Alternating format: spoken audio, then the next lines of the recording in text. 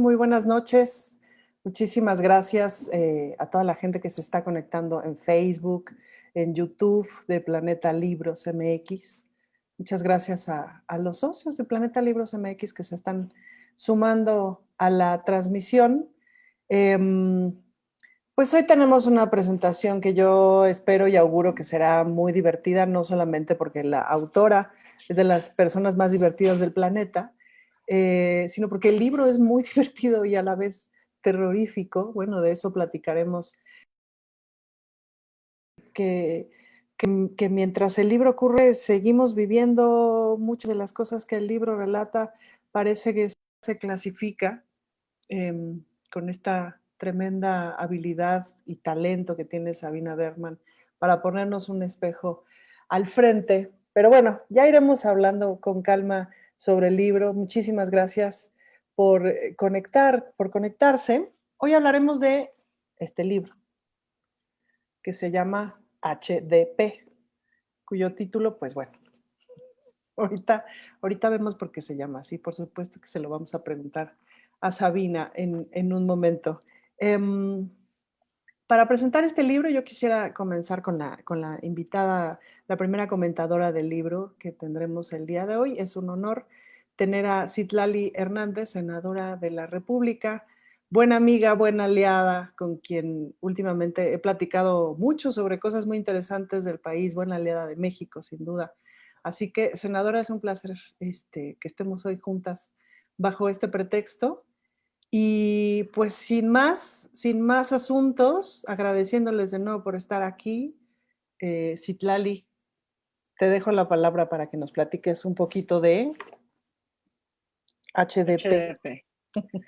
Claro que sí, muchas gracias, Ana Francis, y también a Editorial Planeta y por supuesto a nuestra querida Sabina. Pues para mí es un gusto y además en una normalidad extraña que ahora estemos presentando o comentando este libro a través de esta vía virtual.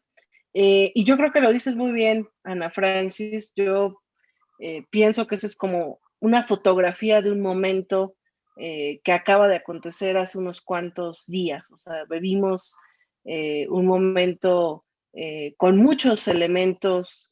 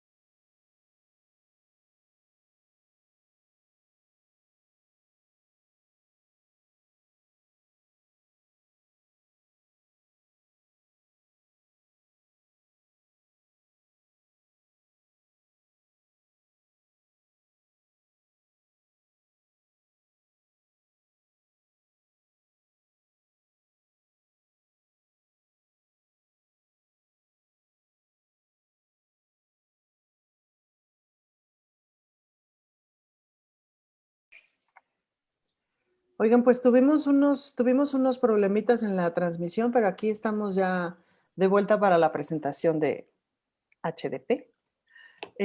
Ahora sí, le cedo la palabra a Citlali Hernández, senadora de la República, gran amiga. Citlali, adelante. Muchas gracias, Ana Francis. Antes de estos problemas técnicos, yo justo decía que es un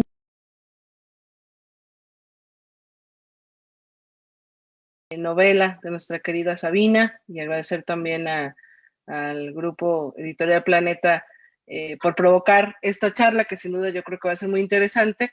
Y decía yo que bueno, que esta novela es como el retrato de un pedazo de la realidad, y además casi que con transmisión en vivo, es decir, es un escenario de un momento complicado en la pandemia, con un personaje que se llama Hugo David Páramo, pero que podría llamarse de cualquier manera, podría llamarse Julio, Juan, Ricardo, podría tener distintos nombres, y digamos desata, creo yo, muchas reflexiones respecto a cómo en los momentos de mayor debilidad, donde la vida está en riesgo, donde la sociedad se plantea cómo sobrevivir frente a un virus, cómo las perversiones y las ambiciones de quienes se creen todos poderosos desde el dinero van poniendo en riesgo la vida de una persona o de muchas personas, y en este caso de Hugo David Páramo, que es un hombre poderoso, que tiene una televisión, que tiene tiendas departamentales, y que decide sencillamente no atender las recomendaciones de salud, y a raíz de eso, digamos, surge una trama, evidentemente para que estas personas puedan salirse con la suya, pues hay quienes se van volviendo cómplices y mezquinos, y hay quienes también empiezan a replantearse cosas, en vez de volverse cómplices, pues se van liberando, van resistiendo y con mucha valentía enfrentan a esos personajes, que es el caso, digamos, de Valeria, otra de las personajes que se enfrentan a este hombre, ¿no? En la novela, Sabina describe a HDP, pone HDP, el que en un proceso succiona una ganancia exagerada, deformando el proceso y convirtiéndolo en una pirámide. Y esa, digamos, es como la visión de quien desde la ambición por el capital se sienta en la punta y mira hacia abajo sin importar las vidas de quienes están en la parte más baja, digamos, de la pirámide, y da igual porque mientras generen más ganancia, no importa si se ponen en riesgo, no importa si se contagian. No contaré, por supuesto, el final, pero también me gusta mucho cómo Sabina hace como una especie de ruta paralela en la vida de Valeria, donde habla incluso, empieza, creo yo, me imagino que es provocado, hace como una comparación entre esta visión piramidal, yo diría que el sistema económico capitalista, y cómo en la naturaleza no existen pirámides. Por el contrario, hay otra dinámica que pienso yo que es hacia donde tenemos que seguir empujando la humanidad, y que este momento de pandemia nos debe llevar a la reflexión. Cómo no seguir construyendo pirámides, y más bien aprender a darle un sentido a la vida y un valor a la vida propia y ajena totalmente distinto, y que estos HDP o hijos de puta o como se les quiera llamar, estos personajes que se creen poderosos y dueños de las vidas de sus trabajadores, no sigan saliéndose con las... Insisto que me parece que es como un retrato de un pedacito de la realidad, pero que si reflexionamos y nos debrayamos, nos lleva a muchas reflexiones sobre el sentido de la humanidad, y lo perverso que puede ser el comportamiento de una persona cuando en los momentos de mayor crisis humanitaria está aprovechando ese momento para crecer, y empoderarse y generar mayor riqueza. Yo ahí dejo mi primer comentario. Muchísimas gracias, Citlali. Y Bueno, pues ahora comentando yo, pues la primera cuestión que por donde me gustaría empezar es, com- estaba tratando de pensar y de averiguar, bueno, ante qué tipo de novela estamos. Sabina siempre hace una combinación de un montón de cosas que a mí me gustan mucho y además es una novelista muy teatral. Siempre en sus libros pues está el teatro presente, ¿no? Y conozco bien su teatro, pues no solamente porque he dirigido varias de sus obras, sino porque soy su fan. Um, y, y, y de las cosas que conozco de su teatro, de esta eficiencia dramática para proponernos tramas, para proponernos personajes, situaciones que te atrapan en la página 2, pues, ¿no? Que en la página 2 ya dices, ay, ay, ay, ay, ay, ¿esto qué va a pasar? ¿Cómo se va a desarrollar? Y entonces estás leyendo una novela medio policíaca, pero medio de misterio, que tiene una trama que te va atrapando y que quieres saber qué pasa con los personajes y cómo se va a resolver lo que se tiene que resolver y cómo se va a ir desarrollando esta historia, qué va a triunfar, no necesariamente quién, sino qué va a triunfar. Y luego ya te vas dando cuenta, conforme vas entrándole a la novela, que bueno, los personajes te atrapan, son entrañables, los personajes te atrapan de distintas maneras. Incluso hay personajes que aparecen, es decir, que no son, que son personajes que no necesariamente serían necesarios para que la trama funcione o tal, pero que son simpaticísimos y que son divertidísimos y que tienen esta cosa que tiene Sabina de pronto detenerse a observar los absurdos de la realidad, detenerse a observar las pequeñas farsas que están ocurriendo ante nuestros ojos. Y lo digo porque he estado ahí, ¿no? Porque hemos estado juntas a veces conversando y de repente se nos aparece una farsa enfrente y nos quedamos viéndola durante 15 minutos, una farsa ya sea un personaje en una situación determinada, con alguna historia determinada, y nos quedamos observándola durante 15, 20 minutos y es de las cosas más divertidas de la vida. Y esto tiene esta novela, tiene además de esta trama que es divertida, misteriosa, terrorífica, um, terriblemente real. ¿Y por qué digo terriblemente real? Porque no es algo que uno pudiera identificar solamente de hace un año atrás, sino del momento actual. Es decir, es algo de lo que no hemos salido, que sigue ocurriendo. Esta es una pandemia que no se acabó, que no necesariamente se va a acabar, que estamos en realidad quizás atravesando por un cambio de mundo y que claro, los cambios de mundo no son como en las películas o en los libros de historia, en donde te dicen, el mundo cambió en 1968, riájale, y ya.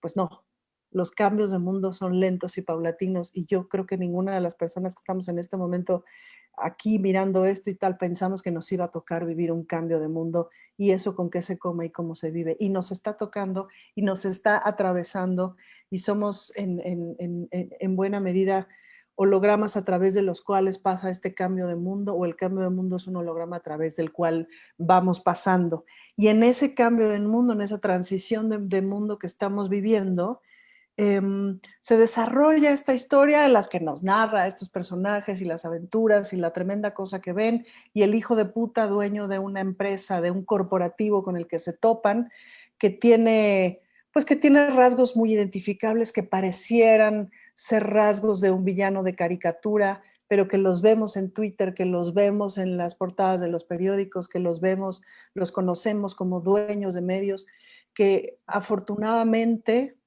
creo yo, en la circunstancia de la pandemia y la circunstancia política actual permiten que lo veamos y que lo veamos de frente. No necesariamente es que no existieran antes, sino creo que la circunstancia nos permite verlo. Y verlo es muy impresionante. Y verlo por escrito y además pues muy resumidito, porque digamos que en una novela plantea un montón de universos y un montón de circunstancias. Y luego hay una otra esfera que me resulta muy interesante, que tiene que ver con el desarrollo emocional de los personajes, que además de ser personajes entrañables, también son personajes arquetípicos, es decir, que son nosotros, que son casi cualquier persona, que de alguna manera nos identificamos con alguno de los personajes y que entrañan este conflicto en el que nos encontramos en este momento y que me parece que es el conflicto que hemos ido atravesando durante estos meses de pandemia en donde nos preguntamos qué es más importante, el dinero o la salud, cuánto dinero realmente necesitamos, a lo mejor necesitamos menos dinero, qué tanto realmente necesitamos salir a la calle, cuáles son las cosas que valen y las que no valen, por qué cuesta lo que cuesta un kilo de tortillas y por qué cuesta lo que cuesta un par de tenis. Quiero saber qué nos pasa sin tortillas. Y la verdad es que sin un par de tenis nuevos probablemente no nos pase nada. En fin, todas estas preguntas que todas las personas nos hemos estado haciendo durante esta temporada de pandemia, pues han dejado salir, me parece que en eso podremos coincidir todo el mundo, han dejado salir cosas de nuestra propia personalidad, de nuestra propia identidad que no necesariamente conocíamos o que intuíamos, pero no necesariamente conocíamos, no necesariamente cosas luminosas, ¿no? Y, em, y sin duda, ante esta circunstancia extrema, podemos ver la miseria humana. Y cuando hablo de la miseria, no estoy hablando de pobreza ni de miseria económica, sino estoy hablando de miseria del alma, ¿no? Hemos visto la miseria de los grandes empresarios, de muchos de los grandes empresarios. Y por poner un ejemplo, este viaje al espacio que acaban de hacer estos 3 millonarios, que es básicamente una bofetada a la humanidad entera porque ese dinero, porque son más millonarios gracias a la pandemia. Son mucho más multimillonarios gracias a la pandemia. Y, y bueno, pues yo pensaría que hay como em, varias luces de bengala que nos despiertan ante esta nueva circunstancia del control político que tienen los empresarios, pero sobre todo del desarrollo privatizado, pues del desarrollo privatizado en manos de los empresarios. Por un lado, aquella escena de Zuckerberg diciendo, opinando que la verdad es que sí estuvo muy bien callarle la boca a Trump, porque pues Trump es muy hocicón, que aunque pueda yo coincidir en su opinión, pues no es el dueño de Facebook el que tendría que decidirlo, ¿no? Em, y por otro lado, justo este viaje al espacio de estos 3 millonarios, cuando sin duda que pues, los viajes al espacio deberían de estar determinados pues en el mejor de los casos por un conglomerado de científicos del mundo, ¿no? Tendría que ser una búsqueda del mundo, no un logro de 3 ricachones, porque una se pregunta, ya no nos preguntamos quién se ha robado mi queso, sino quién se robó mi queso y todo mi fondue, y, y entonces ya se pone más complicado, ¿no? Entonces, en esta esfera, esta novela de Sabina es tremenda y es apabullante. Porque a partir de una serie de anécdotas, además anécdotas y además circunstancias y situaciones, muchas muy divertidas, uno se descubre de pronto en la novela soltando el carcajado loco, y eso siempre se agradece mucho, ¿no? Eh, pues uno descubre justamente pues la lógica de esta lógica empresaria del exceso de ganancias, que además, más allá del exceso de ganancias, es el cambio de valores. Es decir, ¿a qué me refiero con el cambio de valores? Que las personas, la vida de las personas en sí, no solamente la vida en términos de vida o muerte, sino la calidad de vida de las personas, eh, no vale. Y transita justamente, como dice Sabina en una de sus páginas, transitan de números a maquetas, a gráficas, ¿no? Es decir, las personas ya no son ni siquiera fotos, ni siquiera números, sino gráficas de ganancias o pérdidas. Y claro, Barras. sí, estas barras de una gráfica. Y claro, esta circunstancia aterradora, que si ustedes lo piensan es aterradora, en donde pues una serie de empresarios del mundo miran que ocurre una pandemia o miran que empieza a ocurrir una pandemia y el primer pensamiento es, ¿cómo hago negocio de ahí? Y también el primer pensamiento es, ¿cómo aniquilo a la empresa de al lado para yo tenerla más grande? ¿No? Básicamente, la empresa. ¿Cómo aniquilo al de al lado y cómo hago negocio de ahí? Y ante esa lógica implacable, si esa lógica es la que gobierna el mundo, pues, pues Houston tenemos un problema, pues, ¿no? Entonces, toda esta serie de esferas me parecen súper interesantes de la novela de Sabina y sobre todo me parece muy interesante que las haya logrado estando en medio del ojo del huracán, estando en medio del huracán, no solamente del huracán que sabemos de su relación con determinada televisora y etcétera, ¿no? Sino del huracán de la pandemia en el que estamos todo el mundo, pues, ¿no? Y bueno, creo que es una novela que todo mundo deberíamos de leer. Creo que también es una novela que explica cómo funciona el neoliberalismo en términos de cómo te afecta el neoliberalismo en tu vida cotidiana, ¿no? Que de pronto eso creo que luego se nos complica, ¿no? Explicar, ¿no? Cuando el presidente habla del pues, el periodo neoliberal y el neoliberal, pues, ¿qué será eso? ¿Con qué se come? Y tal. Y creo que, pues, es una buena manera de ficcionar. Y cuando digo ficción no quiero decir invento, sino quiero decir una manera alternativa, artística y resumida de decir la verdad, ¿no? Entonces, en esta ficción, pues que nos explica re bien y re bonito cómo funciona el neoliberalismo latinoamericano y cómo nos afecta en nuestra vida cotidiana. Pues, ¿no? Y ya, obvio, tampoco les voy a contar el final. Eh, pero bueno, pues eso. Y ya nada más terminaría yo con un reclamo, o más que nada con una petición directa a Sabina, pues de hacerla una obra de teatro, porque ahí está, casi que es de copy-paste, ¿no? De córtale y pégale estos cachitos. Y ya, porque, pues sí, Sabina, se te sale lo teatrera, ni modo que qué. Y estaría divertidísimo verla en obra de teatro, ¿no? Y ya, hasta aquí mi comentario. Y bueno, pues ahora me gustaría, Sabina, si te parece bien, que nos platicaras un poquito de la novela, del proceso que has tenido, de cuál fue tu inspiración y de cuál ha sido tu proceso en Twitter de respuesta de la novela, qué se te comenta y qué se te dice. Bueno, primero que nada, agradecerles enormemente.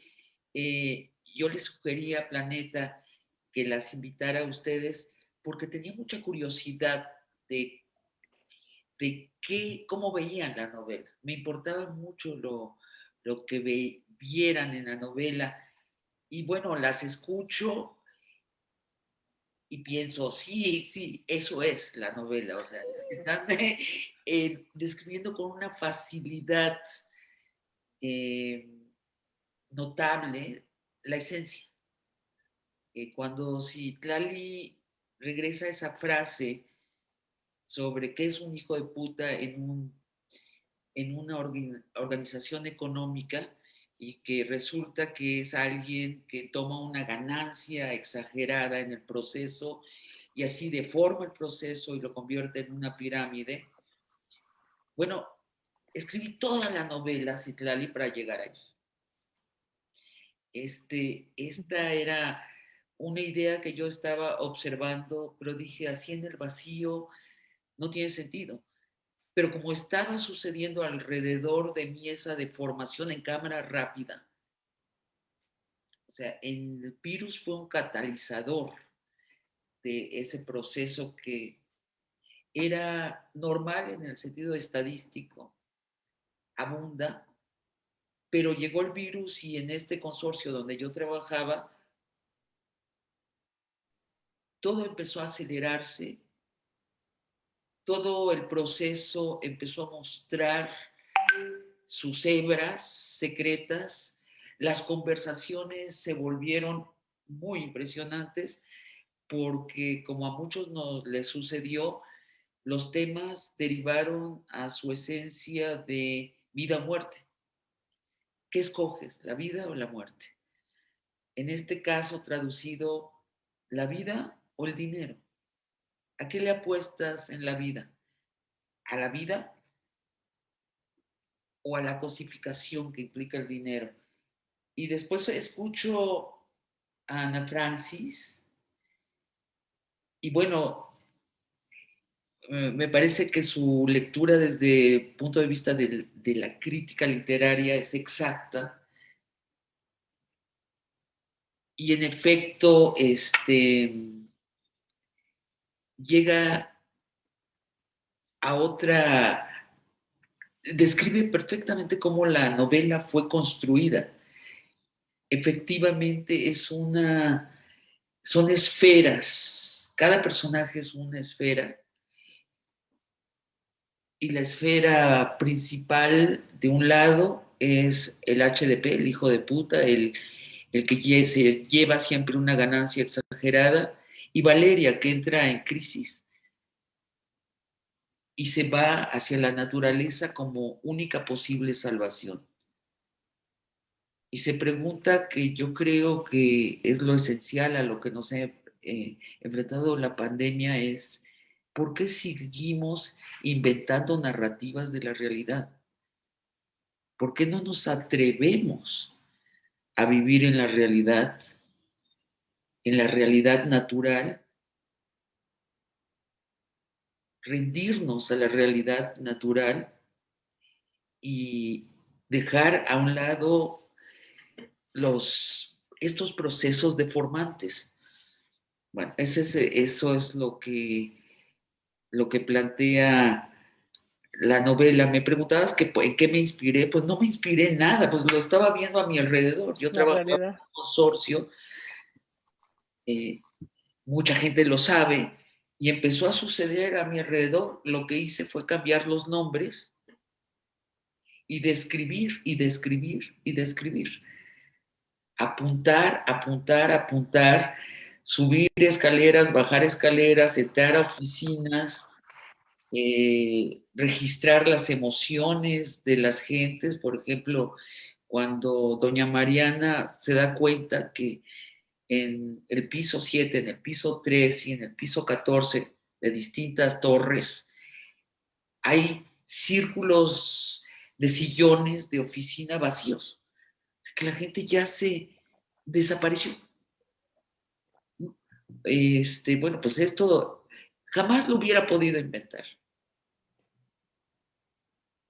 ¿Cómo inventas ese horror tan sencillo y tan real de ver que la gente desaparece, tus compañeros de trabajo desaparecen? Yo nunca había escrito sobre lo laboral, nunca se me había ocurrido que en lo laboral habían historias. Y de pronto la situación de la pandemia y de este consorcio que obligó a sus 180,000 trabajadores a seguir trabajando, me hizo ver que posiblemente lo laboral es lo principal de la vida de la gente, es donde nos pasamos la vida.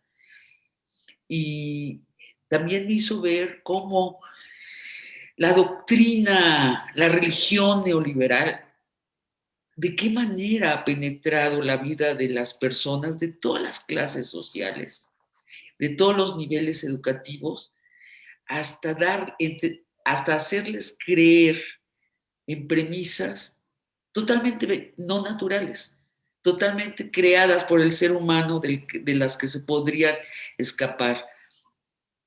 Eso es lo que más que inspiró, lo que me hizo, lo que me movió en medio de la pandemia a sentarme, a escribir con cierto frenesí, con mucho dolor y también riéndome a menudo, porque no puedo evitar notar que es una situación absurda. Ionesco hubiera sido feliz con esta situación.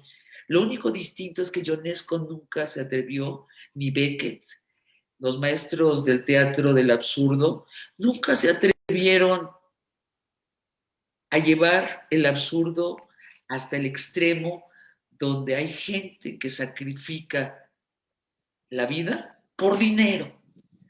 Y hay gente que le pide a otra gente que sacrifique la vida por dinero. Yo creo que es el mayor absurdo posible. No me imagino otro absurdo más absurdo. Fíjate que ahora que lo mencionas, hay dos cosas que quisiera comentar. La primera es una entrevista que escuché de pasada de un epidemiólogo hace como un año, sí, habrá sido. En fin, ya de pronto como que es nebuloso el tiempo, ¿no? En la radio, un epidemiólogo muy, muy reconocido, muy crítico también de la estrategia de la Estrategia de Salud Nacional y tal, que decía que le parecía muy mal comenzar la vacunación con las personas de más de 60 años, que lo lógico era empezarlas con los hombres entre los 30 y los 50 años, porque eran la masa productiva. Es decir, era quienes salían a trabajar y ganaban el dinero y tal, y que la vacunación debería empezar por ahí. Entonces, claro, es decir, y seguramente refleja el pensamiento de muchísima gente, pues, ¿no? Pensando que la producción es eso que hacen los hombres entre los 30 y los 50 años, ¿no?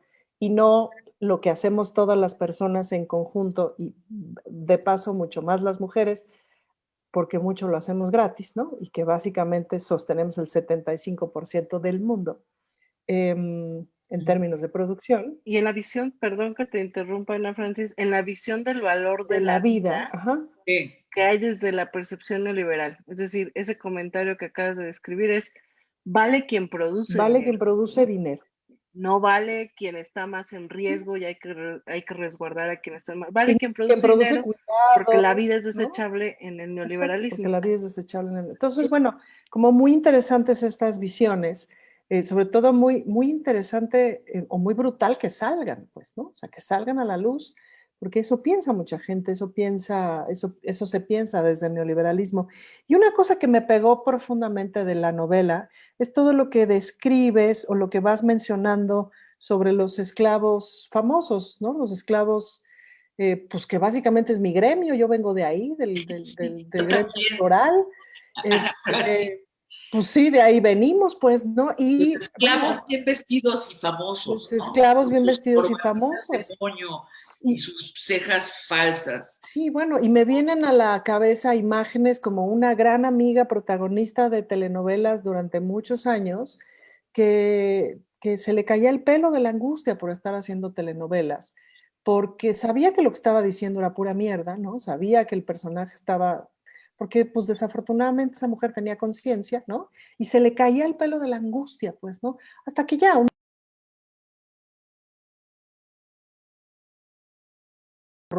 y que, ¿no? Y que previno una serie de cosas para ya no hacerlo.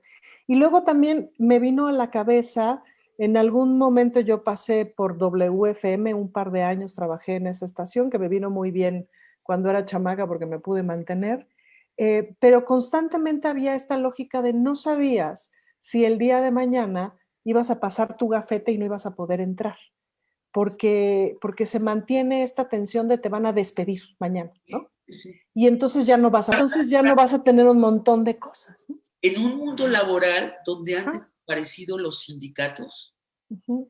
donde ha desaparecido el derecho a la seguridad social, que es el caso de esta corporación, y donde la gente es despedida sin ninguna, ¿cómo se llama? Lo que indica la ley es que te deben dar algún Una dinero, liquidación, sí, una sí. liquidación para que tengas Sí, un unos colchón. meses de... Ujú. Exacto, y en agradecimiento de tu trabajo. Sí. No, ha desaparecido completamente eso y la lógica es lo que decía Citlali, eres desechable Ujú. y si no produces, ¿para qué vives? Claro. Y el estrés que significa vivir trabajando para una empresa así, pues, ¿no? Porque claro, Y pues la otra es, tu vida perdón, depende la de otra ese es ingreso, ¿no? la idea del éxito que se ve, Mm. crecimiento, un estatus que aun cuando no seas feliz, no seas libre, seas explotado, seas un esclavo, una esclava, que yo pienso que eso es algo muy interesante y contrastante en la novela. Es decir, tienes al hombre dueño de esta corporación que se cree dueño de la vida de las personas, que minimiza la pandemia, una lucha entre un virus y la especie humana, y que él dice, yo soy el líder de esta especie y por eso yo voy a sobrevivir y los que se mueren son los débiles.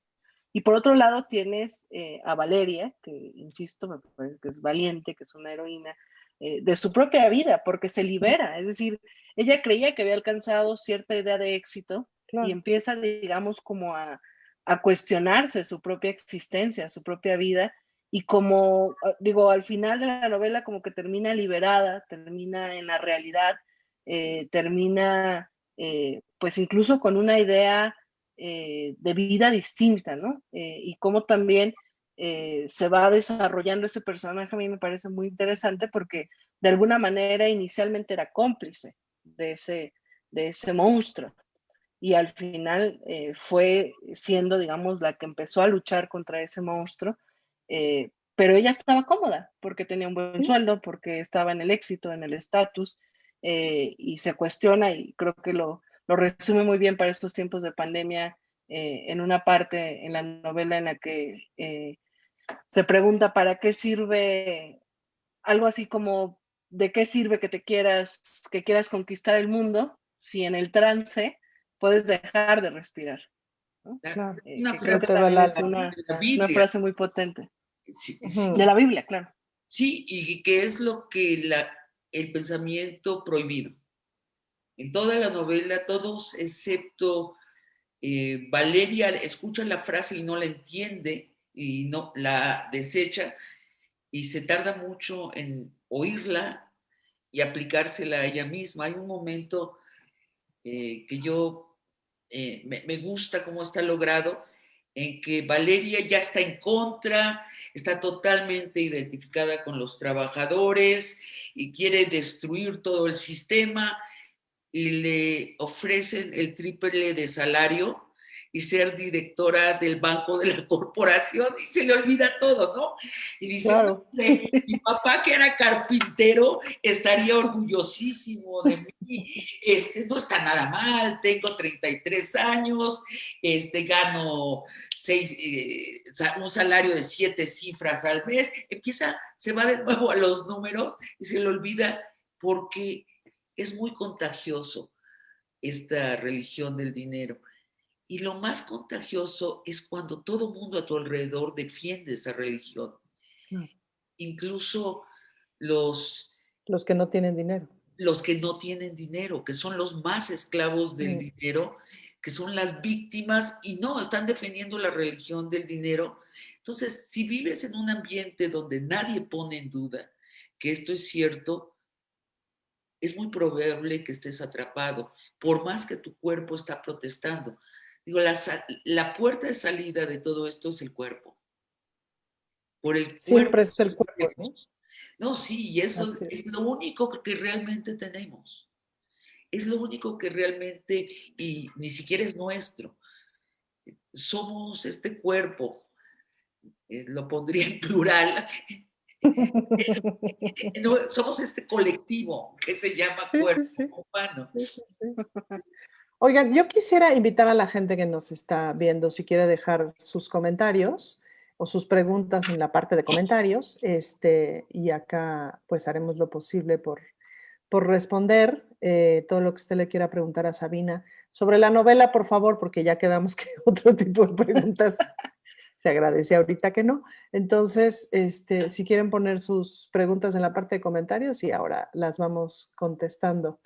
Y algo que estaba yo pensando también es pues, en este corporativo de 100 empresas que planteas en la novela, em, pues que es todo un ejército de personas, ¿no? O sea, y que luego resulta justamente pues difícil pelearse con el general del ejército, ¿no? O difícil contradecir al general de un ejército de 180,000 personas, porque son bastantes, pues, ¿no? Y eso Y, es un problema. y muchos tienen Twitter, Y muchos tienen Twitter. y otros Y- tienen columnas de periódico exacto, exacto. y programas Sí, de televisión, sí. son 180,000 personas, de las cuales hay muchas absolutamente sobrerepresentadas, pues, ¿no? O sea, o que tienen un foco bien prendido y bien grande, ¿no? Em, Eso por un lado. Y luego me contaba el otro día una amiga economista sobre estos esquemas que tienen estas tiendas de 48 paguitos semanales, de que acabas pagando una licuadora en 10 veces su precio, no sé cuánto.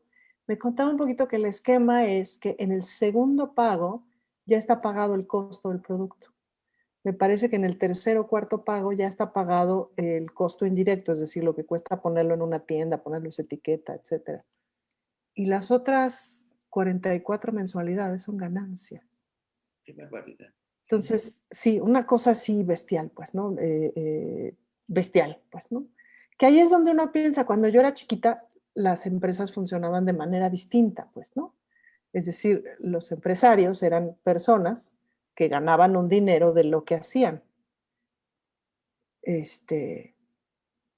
Pero no tenían esa terrible necesidad de ganar tal cantidad tan absurda de dinero que uno dice, ¿para qué tanto? Pues para los 7 yates o para los 8 aviones, pues, ¿no? Porque es la Sobre, religión del dinero. En la religión del dinero, más es mejor. así es. Es una regla que no se cuestiona. Y sobre todo a costa de qué, ¿no? Y Es como que, dice Sabina, es contagiosa. O Ujú. sea, de repente entras, o sea, yo sí creo que vivimos un momento en el mundo y en México donde toda clase social tiene tan inyectado el chip de que el dinero es la última, el último objetivo de vida, que puedes perder tu propia vida, tu propia felicidad, tu amor, los momentos, los detalles, solo por alcanzar algo que realmente en esta pirámide de este sistema económico y mientras no rompamos ese status quo, solo unos cuantos podrán tenerlo, ¿no? Pero te inmerses tanto, te metes tanto en esa dinámica que ni te das cuenta, ni te das Sí, cuenta que ya estás solo pensando en esta religión, como bien lo dice Sabina. sí, en la novela retrato, e insisto, no invento, retrato al ejecutivo medio, que a mí me resultan personajes fascinantes. Ana Francis diría que molierescos, muy cómicos, porque son gente que está segura que está triunfando en la vida, porque sí recibe 500,000 pesos quincenales, pero al mismo tiempo está siendo explotada exactamente igual que la base de la pirámide. El HDP de la punta gana 500,000 pesos, pero cada 10 minutos. Y creo que estoy exagerando, puede ser que cada minuto en días afortunados. Entonces sí es un sistema, es un embudo hacia arriba y es un discurso muy sencillo, muy bien armado, que nos los enseñan desde pequeños y después nos lo reafirma la televisión y la televisión norteamericana y las películas norteamericanas, bueno, sin duda, porque ellos son los sacerdotes de esta religión del dinero. Entonces hay un momento en que te enajenas y dices, yo debo estar equivocado.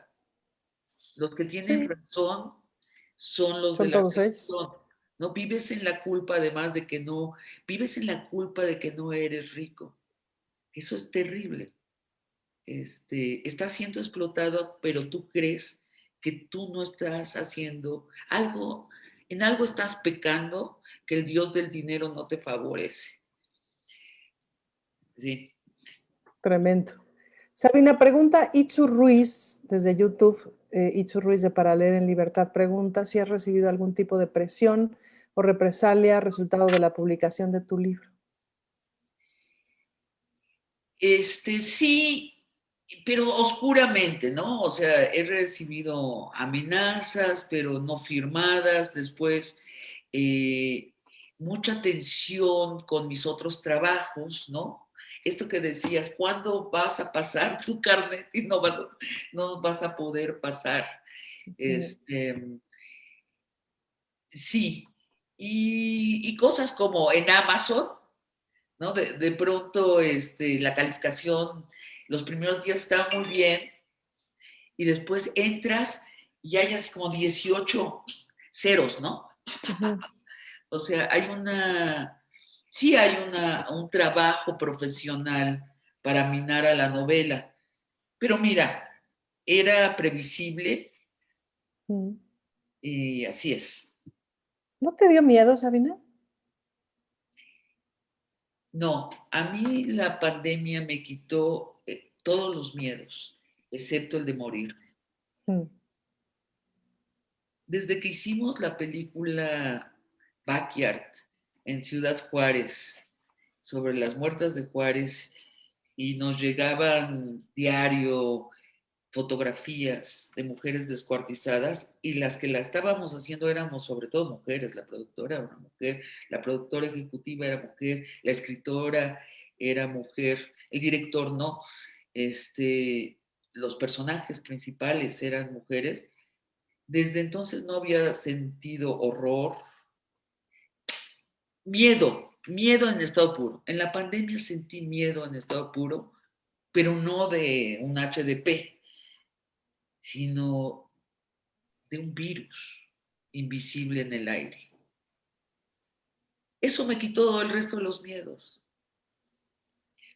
Me parecen muy pequeños a comparación de este miedo. Siento que además este miedo es importante para despertar de las religiones falsas. Creo que el miedo te sacude, así como la furia. ¿No? Hay un personaje que se llama La Furia. Creo que el miedo y la furia, estas emociones extremas, son bien importantes porque también la religión del dinero nos normaliza, todo se vuelve simbólico, nada nos pasa de a de veras, trabajamos en cosas cuyo destino no sabemos a dónde van a dar, sabemos que estamos del lado de la injusticia, pero ni modo, en fin, llegamos a acomodarnos muy mal en una realidad que no nos deberíamos acomodar, y creo que a mí y creo que a otras personas la pandemia nos despertó a través del miedo y de la furia. ¿En cuánto tiempo escribiste este libro, Sabina? No lo conté, pero fueron meses. Sí fue largo, sí fue largo, sí. Bueno, largo y no, ¿no? Largo y Para no. una novela. Claro. Bueno, es que me la contaron afuera, ¿ves? Entonces, mi trabajo era escribirla bien y ordenarla, ¿no? Que decía Borges, el tiempo existe para que no suceda todo al mismo tiempo. Claro. Bueno, el uso del tiempo en la novela de pronto es muy difícil. Además, hay tantos personajes, realidades alternas. Entonces, eso me tomó tiempo. Y luego ya una pregunta técnica, ya técnica literaria. Elegiste esta especie como de diálogo narrativo, como de los personajes hablan todo el tiempo y sin embargo se narran todo el tiempo. Y no recuerdo haberte leído en una voz similar. Tampoco soy tan experta en Sabina Berman, pero no lo recuerdo. No fue premeditado, ¿Por qué eliges esta voz, este tipo de voz? es un reflejo de lo que estaba sucediendo. No sé si les pasó a ustedes, en mi vida el celular se volvió importantísimo. Yo que me quejaba de que el celular me separaba del mundo, el celular me mantuvo conectada con los seres humanos. Entonces, eso está reproducido en la novela, ¿no? La gente habla por celular todo el tiempo y se narra cosas. Fíjate que una cosa muy interesante que me narraba una violentóloga especialista en violencia hacia las mujeres y tal, me decía que uno de los cuestionamientos importantes de este momento con respecto a los refugios para mujeres en ciudades era que de pronto estaba resultando muy difícil que las mujeres que necesitan salir de una situación de violencia y pasar por un refugio, que el estándar del tiempo es de 3 meses, ¿no? Y que necesitan hacerlo con sus hijos y tal, que era muy difícil en este momento concebir ese encierro de 3 meses incomunicadas, es decir, sin teléfonos celulares y que sus hijos estuvieran sin el WhatsApp, sin el Facebook, ¿no? Que era prácticamente imposible lograrlo y que por eso tenía que cambiar la lógica de los refugios para mujeres, es decir, pensar una otra cosa, no que no se necesiten refugios para mujeres, pero sí pensar una otra cosa porque cambió Sí, la necesidad de comunicación. la lógica de sociabilización, ¿no? Y creo que a pesar de El que hay amor. todo un esfuerzo cultural en contra, lo que sucedió de golpe es que nos dimos cuenta que somos un nosotros, nos guste o no nos guste. Sí, No, hay todo un esfuerzo de regresar al individualismo ahora, pero la gente que se dio cuenta que no son ideas utópicas que vivimos en ¿no? una colectividad, sino que es un hecho. Este, tu vecino de mesa te puede contagiar o no, si no eres responsable o si él no es responsable. Así es. Así es. Como sea al hijo de puta de tu novela, si lo dejas encueradito y solito en medio del desierto de los leones, no sobrevive. Con todo y sus millones no sobrevive. Oigan, pues vamos cerrando. Yo te agradezco muchísimo, Sabina. Muchas gracias, Itlali, por estos comentarios. Y te agradezco mucho por esta novela. La verdad es que me la pasé muy bien y muy mal leyéndola, con risa y dolor de estómago todo el tiempo, ¿no? Y con esta sensación de estar viendo una novela futurista, pero que me está pasando. Entonces, esa doble y extraña sensación. Y bueno, pues nada, tú sabes que admiro profundamente tu escritura. Además, creo que pues eso también es que estamos leyendo, además es que estamos leyendo a una gran autora mexicana en un gran momento de su narrativa, pues, ¿no? Y eso creo que es un tremendo privilegio y es un tremendo privilegio estar aquí presentando esta novela. Les recomendamos muchísimo que la compren. Aquí está la portada para que la vean. Exacto. En su formato digital, en su formato impreso. Ya ven que además ahora el formato impreso les llega a su casa, ¿no? Si lo piden en línea. Su formato digital, que puede ser más ecológico, en fin, pero les recomendamos muchísimo que lean la novela. Citlali, ¿algo con lo que te quieras despedir? Sí, yo agregaría, obviamente, recomendar que la lean. Es como un manifiesto contra justo el neoliberalismo, la individualidad y un llamado de esperanza a reencontrarnos en el nosotros, ¿no? En el origen, como decía ahorita Sabina. Retratar una novela además muy bien escrita, muy divertida, que te mete, digamos, en una reflexión constante, con personajes muy interesantes.